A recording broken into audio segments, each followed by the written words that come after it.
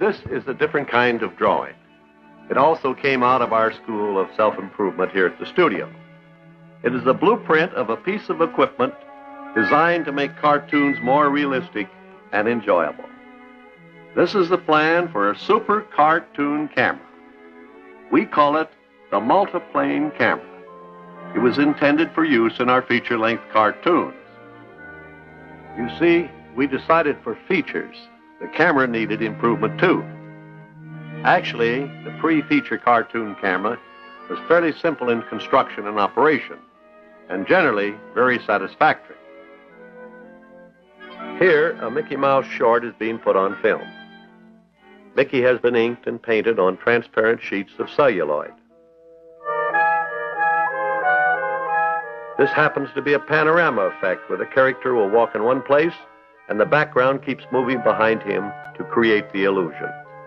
Each time a new cell of Mickey is photographed, the background must be moved a fraction of an inch. Photographing each one of these celluloids of Mickey and background makes a single frame of motion picture film. And here's how the action looks on the screen.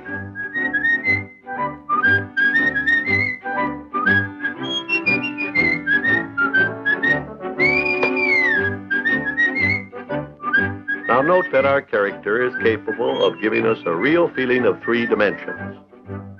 He can move farther away and come closer.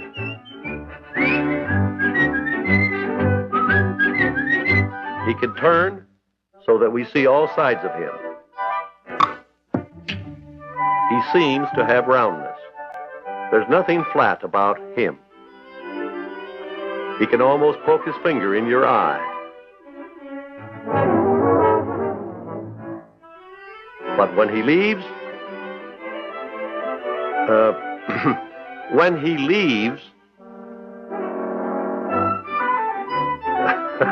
when he leaves, whatever dimension he has given the scene leaves with him.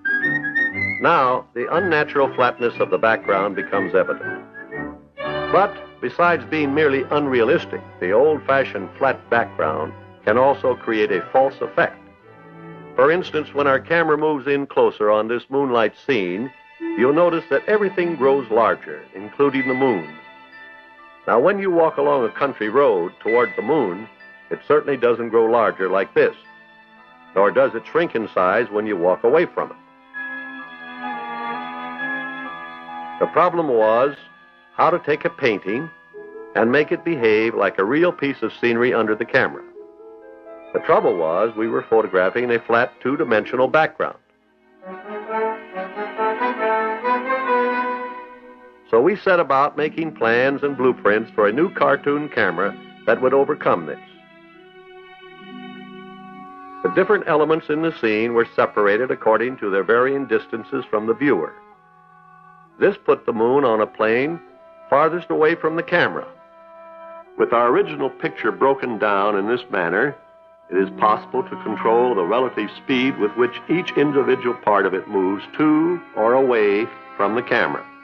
But the moon remains absolutely still, and so it will always remain the same, neither growing nor shrinking in size. Of course, our cartoon camera does not shoot sideways, but is placed above and shoots downward toward the drawing. Since this new camera used many planes, we called it the Multiplane camera.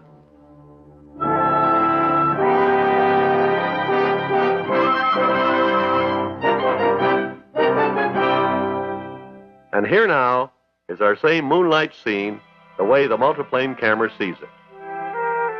As you can see, we finally got the moon to keep its proper distance. This trick of obtaining a feeling of real depth and dimension in our painted backgrounds was used extensively in the feature cartoons. Perhaps an outstanding example of this occurs in the opening scenes of our cartoon feature, Bambi.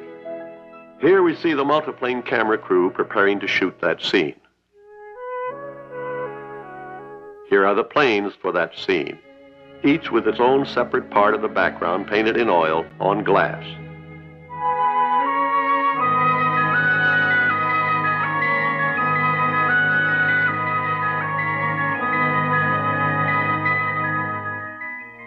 Each of these background planes is placed on one of the levels under the camera.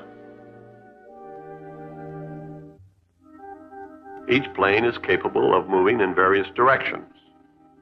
Here we see one being moved sideways.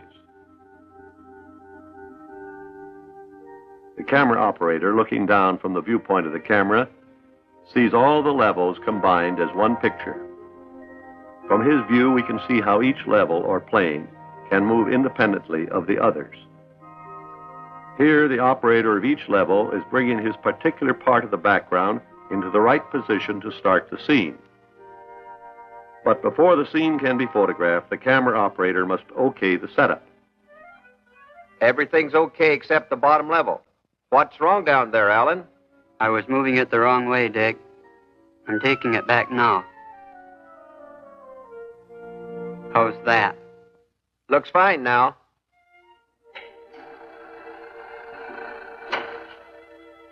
Okay, we've got that frame. Let's get set for the second exposure.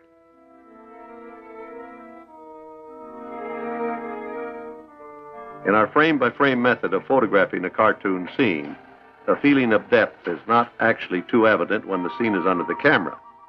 You might be thinking that it looks as flat as the old-fashioned type of cartoon background. In fact, it does while it holds still.